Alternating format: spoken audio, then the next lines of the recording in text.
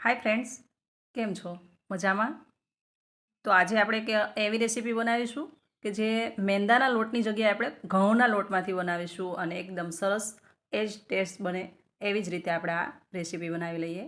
એકદમ સરસ એવા આ લચ્છેદાર પરાઠા. તો ચાલો એ રેસીપીની રીત જોઈ લઈએ. તો અહીંયા મેં એક મોટું બર્તન લીધેલું છે અને આ થોડું ઘી છે, થોડું વાર પાણી છે અને આ છે ઘઉંનો લોટ. તો ઘઉંનો લોટ અહીંયા મેં અઢી વાટકા ભરીને લીધેલો છે. હવે એમાં આપણે સ્વાદ પ્રમાણે નમક અને બીજું આમાંથી આપણે 2 ચમચી ઘી પણ એડ કરી દઈશું ને એકદમ સરસ જેમ આપણે મૌન કરીએ ને એ જ રીતે આનો ધાબો દઈ દઈશું. અને ત્યાર પછી આ પાણી જે કીટલીમાં છે એ થોડું મેં મીડિયમ એટલે હાવ મીડિયમથી લો થોડું ગરમ કરી લીધેલું છે અને એ પાણીથી આપણે આ લોટ બાંધી લઈશું. તો થોડું થોડું પાણી એડ કરતા જઈશું ને એકદમ નરમ એવો આ આટો આપણે ગૂંથી લઈશું. હવે આમાં પાણી જે મેં એડ કર્યું છે ને એ એટલું જ ગરમ છે કે આપણો હાથ અંદર આપણી આંગળી અંદર અડે તો આપણે થોડું પણ ગરમ ફીલ ન થાય એટલું જ પાણી આપણે ગરમ કરવાનું છે. અને થોડા એવા ગરમ પાણીથી આપણે આ રીતે લોટ બાંધી લઈશું અને થોડો ઢીલો બાંધીશું. આને બિલકુલ કૂણવાનો નથી, આને 5 મિનિટ આમ જ રહેવા દો ઢાંકી અને સાઈડ પર આપણે રહેવા દઈએ. અને હવે 5 મિનિટ પછી છે ને આ ડોને આ રીતે આપણે થોડું એવું ઘી હાથ પર લઈશું અને પાછો થોડો પટકાવીને આપણે એને કૂણવી લઈશું ને ત્યાર પછી પાછો આપણે આને 5 મિનિટ માટે ઢાંકીને રેસ્ટ આપી દઈશું. આમાં જે છે ને એ પરાઠાનો આટો ગૂંથવાની જ કમાલ છે. એકદમ સરસ જે મેંદાના લોટના પરોઠા બને એ જ રીતે પરોઠા બનીને તૈયાર થશે. બસ આ એક ટ્રીક તમે જોઈ લેશો એટલે તમારું પરાઠું પણ એવું જ બનશે જે તમે મેંદાના લોટમાંથી બનાવો. આમાં ઈસ્ટ બિલકુલ વાપર્યું નથી, આપણે ઈસ્ટ પણ એડ નથી કરતા કે બેકિંગ સોડા પણ આમાં એડ નથી કરતા. આ રીતે મને થયું કે ઘઉંના લોટમાંથી પણ આપણે બનાવી શકીએ, તો આ એક ટ્રાય ટુ ઇટ મેં આ પરોઠા બનાવ્યા છે અને તમારી સાથે શેર કર્યા છે. બસ આ રીતે આને જેટલો તમે ગૂંથશો ને એટલો એકદમ ઇલાસ્ટિકસિટી જોઈ શકો છો. આ રીતે એમાં ઇલાસ્ટિકસિટી આવી જશે. આ રીતે લાંબો થાય અને પાછો આ જ રીતે જોઈન્ટ થઈ જાય. બસ આ જ ટેક્સચર આપણે આ લોટનું લાવવાનું છે. 5 મિનિટ વચ્ચે વચ્ચે આપણે ઢાંકીને રહેવા દઈશું. પાછું આ રીતે થોડું હાથમાં ઘી લઈ અને કૂણવતા જઈશું. અને આ રીતે જ્યારે પટકાવશો ને આપણે કેમ છોલે ભટુરેની અંદર જે ભટુરે હોય છે, કુલચે હોય છે, બસ એ જ રીતનું આ બનીને તૈયાર થાય છે. અને જો આમાં એક ટ્રીક હોય તો આ લોટ બાંધવાની જ છે. નથી આમાં ઈસ્ટ નાખવાનું કે નથી તો આપણે આમાં બેકિંગ સોડા એડ કરવાનો. જોઈ શકો છો આ રીતે એકદમ જેટલો લંબાઈમાં થાય અને જમ્પ ખાઈને પાછો ભેગો થઈ જાય આ રીતનો આપણે આ આટો ગૂંથી લેવાનો છે. એકદમ મસ્ત પરાઠા બનીને તૈયાર થશે. તમે પણ ટ્રાય કરજો, એકદમ સરસ એવા પરાઠા બનીને તૈયાર થશે. હવે આ લોટ આપણો પરાઠા માટે એકદમ તૈયાર છે, પણ સાઈડમાં આપણે બીજું એક બેટર બનાવી લઈશું. તો બેટર માટે આપણે અહીંયા 2 ચમચી ઘી લઈ લઈશું અને ઘીની અંદર આપણે 2 ચમચી ઘઉંનો લોટ એડ કરવાનો છે. કારણ કે જ્યારે તમે આ પરાઠા વણો છો ત્યારે એનું ઉપરનું લેયર આનાથી આપણે કવર કરવાનું છે. તો જ્યારે આપણે લોટ ભભરાવીએ, ઘી લગાવીએ, મને થયું કે બંને મિક્સ કરી દઈએ તો એટલે કે બંને મિક્સ કરી દીધું એટલે ઉપરથી તમારે લોટ પણ અલગથી લગાવવાની જરૂર નહીં પડે અને બંને એકસાથે તમે આ લગાવી શકશો. જ્યારે તમે રોટલી વણો એ રોટલી પર આને આપણે પાથરી દઈશું ને બરાબર રોટલીને કવર કરી લઈશું. હવે આમાંથી આપણે આ લુવા એકદમ તૈયાર છે આ લોટ પરાઠા માટે. તો નાના નાના કે મોટા મોટા તમારે જે રીતની સાઇઝ બનાવી હોય એ રીતના લુવા લઈશું અને આપણે રોટલી વણી લઈશું. એકદમ પતલી પતલી રોટલી વણતા જઈશું. જોઈ શકો છો એકદમ આ રીતનું એકદમ સ્મૂથલી આપણું આ લોટનું ટેક્સચર છે. તો આ રીતે જ તમારે પણ લોટ બાંધી લેવાનો છે ને આમાં બિલકુલ નથી મેંદો કે નથી બેકિંગ સોડા કે નથી તો ઈસ્ટ, એટલે એકદમ જ હેલ્ધી પરાઠા બનીને તૈયાર થાય છે. તો આ રીતે તમે પણ બનાવી શકો. તો હવે આ રોટલીને આ રીતે હાથથી થપથપાવી લુવાને અને ઉપરથી આપણે જે ઘી અને લોટનું મિશ્રણ બનાવ્યું એ ઉપર લગાવી દઈશું. થોડો એવો લોટ ભભરાવી શકો, જો ભભરાવો હોય તો ના પણ ભભરાવો તો પણ ચાલે. આ રીતે બીજો લુવા લઈ લઈશું, એને પણ ઉપરથી કવર કરી લઈશું અને ત્યાર પછી જે રીતે આપણે નીચે આ રીતનું બેટર લગાવ્યું એ જ રીતે આની ઉપર પણ આપણે બેટર લગાવી લઈશું. એ તમારે ઓપ્શનલ છે કે જો તમે એકસાથે વણવા માંગતા હોય તો હું કરું એ રીતે કરવાનું છે. બાકી સિંગલ એક રોટલી વણીને પણ તમે કરી શકો. પણ આ રીતે કરશો તો એકદમ સરસ પરાઠું એવું તમે બનાવશો ને તો તમને ખબર પડશે કે ના એકદમ સરસ આ પરાઠા બન્યા છે. એટલે જો આ રીતે કરશો ને તો એકદમ સરસ અંદરથી એની કૂણવટ પણ હશે, ઉપરથી ક્રિસ્પી હશે અને એક લેયર એના અલગ પડશે. એટલે મેં આ રીતે કર્યું છે.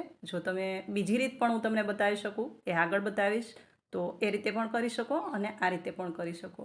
હવે આ રીતે આને આ મોટી રોટલી વણી અને હાથ પર ઘણી જગ્યાએ ઘણા વિડીયોમાં તમે જોયું હશે કે હાથ પર રોટલીની લેન્થ લંબાવતા હોય છે, કારણ કે આ આટો તો એવો છે ઇલાસ્ટિકવાળો છે અને તૂટે એવો પણ છે નહીં. તો આ રીતે તમે આને એની સાઇઝ વધારી શકો, વણવાની કોઈ જરૂર નથી. તો આ રીતે પણ બનાવી શકો અને આગળ બીજી પણ આપણે રીત જોઈશું. તો વિડીયો પૂરો જોજો અને જો ચેનલને સબસ્ક્રાઈબ ન કરી હોય તો મારી ચેનલને સબસ્ક્રાઈબ કરજો.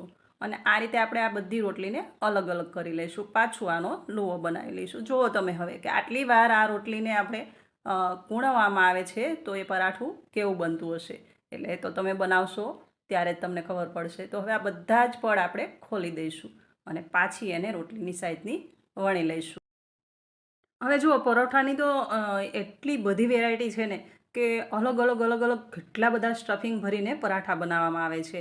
એમાં મેંદાના લોટના પણ હોય છે, ઘઉંના લોટના પણ હોય છે, અલગ અલગ લોટમાંથી પણ પરાઠા બને છે. તો આ થોડું હેલ્ધી છે એટલે આપણે ઘઉંનો લોટને બિલકુલ ઈસ્ટ અને બેકિંગ સોડા વગર આપણે બનાવ્યા છે બિલકુલ. અને બીજું કે સ્ટફિંગ અલગ વેજીટેબલ્સના હોય છે, પનીરના હોય છે, ઘણા ચાઇનીઝના હોય છે, ઘણા સ્ટફિંગ ભરી આલુ પરોઠા, કોબી પરોઠા, ઘણા પરોઠા બને છે. પણ આ છે લચ્છા પરાઠા, તો આમાં એક પણ સ્ટફિંગ નહીં આવે. આવી જ રીતે આપણે બનાવવામાં આવે છે અને એકદમ સરસ લચ્છેદાર પરાઠા બનીને તૈયાર થાય છે. હવે આને પાછું આપણે રોટલીના ફોર્મમાં એકદમ પતલી રોટલી વણી લઈશું અને પછી આપણે એને લચ્છા બનાવીશું. જોઈ શકો છો, પ્લેટફોર્મ ઉપર આ રીતનો લોટ લગાવી લેવાનો છે અને એકદમ સરસ પતલી એવી રોટલી વણી લેવાની છે અને ત્યાર પછી આપણે બનાવીશું આગળ આના લચ્છા. તો જોઈ શકો છો, હવે આને એકદમ પતલી આપણે વણી લઈશું અને પ્લેટફોર્મ પર જ વણીશું. એટલે કે જે સાઇઝ આપણે બનાવી હોય એ સાઇઝનું આપણે બનાવી શકીએ, કારણ કે રોટલીની જે પાટલી આવે છે એ એટલી સાઇઝ આપણે વણવામાં નથી મળતી. તો એ રીતે આ રીતે પ્લેટફોર્મ પર લોટ લગાવી અને આપણે આને પૂરી વણી લઈશું. ટેઢી-મેઢી થાય તો કોઈ વાંધો નથી, કારણ કે આપણે આના લચ્છા બનાવવાના છે. આપણે આ રોટલી એમનેમ કોઈને ખાવા આપવાની નથી. તો ટેઢી-મેઢી થાય તો પણ ન ડરવું અને બિલકુલ મોટી પતલી રોટલી આપણે વણી લઈશું. ને ત્યાર પછી આપણે જે ઘી અને લોટનું જે બેટર બનાવ્યું, મતલબ જે મિશ્રણ બનાવ્યું હતું, એ પાછું આની પર લગાવીશું અને પાછો આના આપણે લચ્છા બનાવીશું. તો આગળ જોઈએ કઈ રીતે લચ્છા બનાવું છું.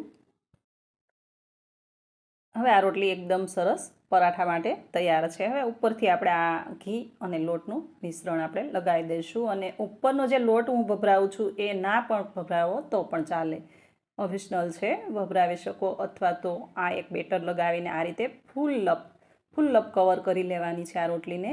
એટલે આપણા જે લચ્છા બનશે ને એકદમ લચ્છેદાર પરાઠા બનીને તૈયાર થશે.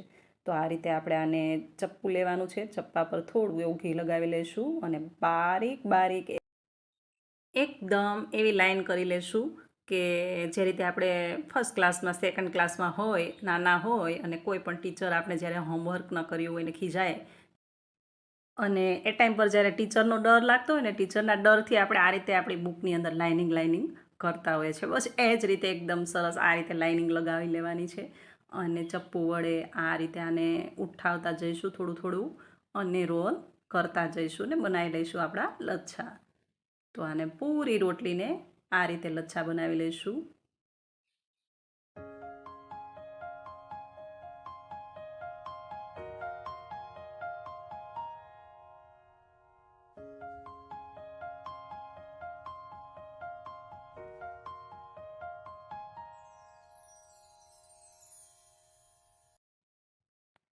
જોઈ શકો છો, આ એકદમ આપણા લચ્છા બનીને તૈયાર છે. આ રીતે આને રોલ વાળી દઈશું, થોડો એવો ખીચાવથી ખેંચી લઈશું અને પછી આની જે રોટલી બનાવીશું આપણે.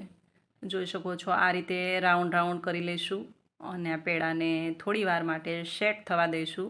એટલે ડીશમાં રાખી અને જ્યાં સુધી તમે બીજું પરાઠું વણી લ્યો ત્યાં સુધી આને સેટ થવા મૂકી દઈશું. જ્યાં સુધી આ સેટ થશે ને, તો સેટ થયેલું જ્યારે વણશો ને ત્યારે એકદમ છૂટા લચ્છા બનીને તૈયાર થાય છે. એટલા માટે થોડી વાર આને સાઈડ પર રહેવા દઈશું. એ જ રીતે આપણે બીજી રોટલીને લઈ લઈશું, થોડી લંબાઈમાં, લેન્થમાં વણી લઈશું અને સેમ પ્રોસેસથી આપણે વણી લઈશું ને ત્યાર પછી આ બેટર લગાવી લઈશું. પણ આ એક અલગ રીત છે. મેં તમને આગળ કહ્યું હતું કે જે પહેલી રીત છે ને એમાં તમે બોરિંગ થશો, કારણ કે કોઈ 2 થી 3 વ્યક્તિ 4 વ્યક્તિ છે અને પરાઠા બનાવવા છે તો તમને થોડી વાર લાગી શકે.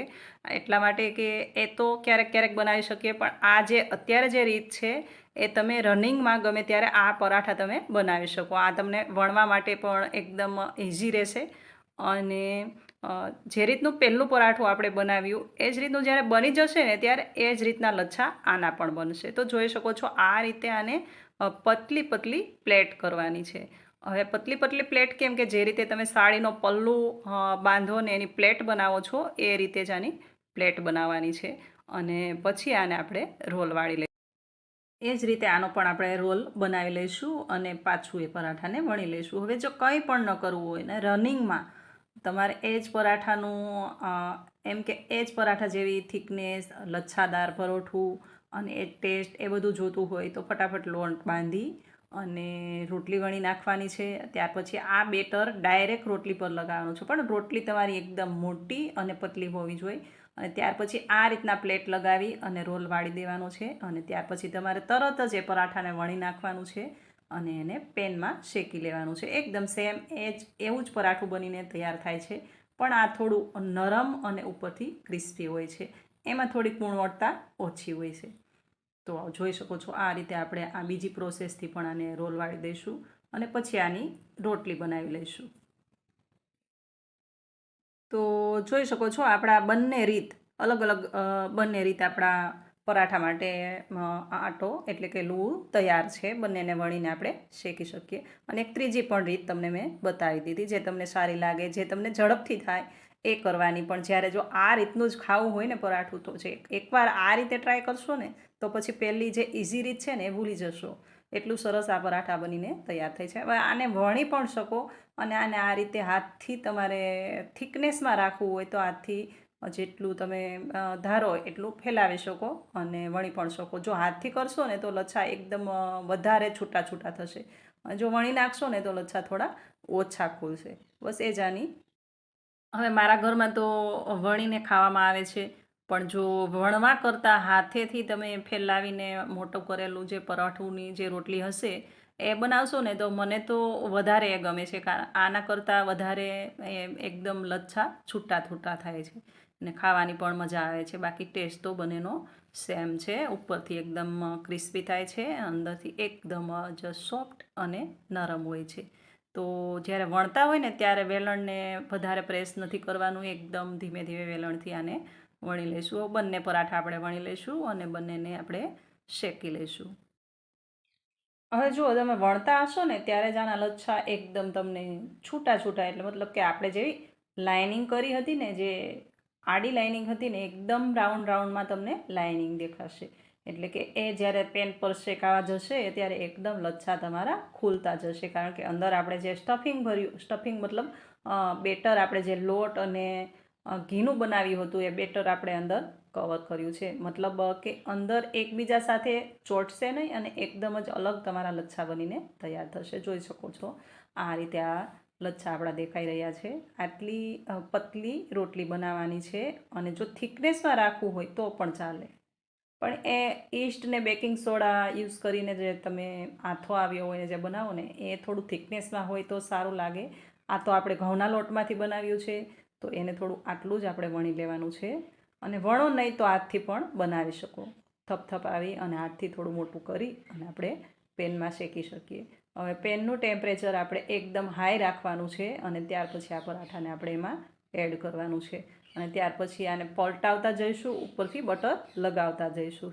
ધીમે ધીમે સ્ટેપ બાય સ્ટેપ પલટાવતા જઈશું અને બટર લગાવતા જઈશું. એ રીતે આપણા પરાઠાને શેકી લઈશું.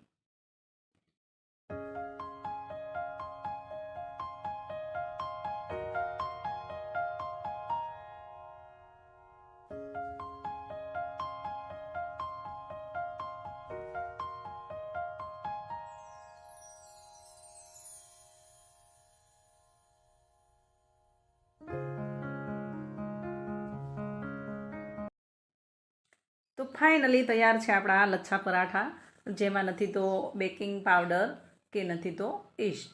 એકદમ બિલકુલ ઘી અને બટર અને ઘઉંના લોટના બનીને તૈયાર છે. ફરી મળીશું એક નવી રેસીપી સાથે. ત્યાં સુધી આવજો. Thank you for watching.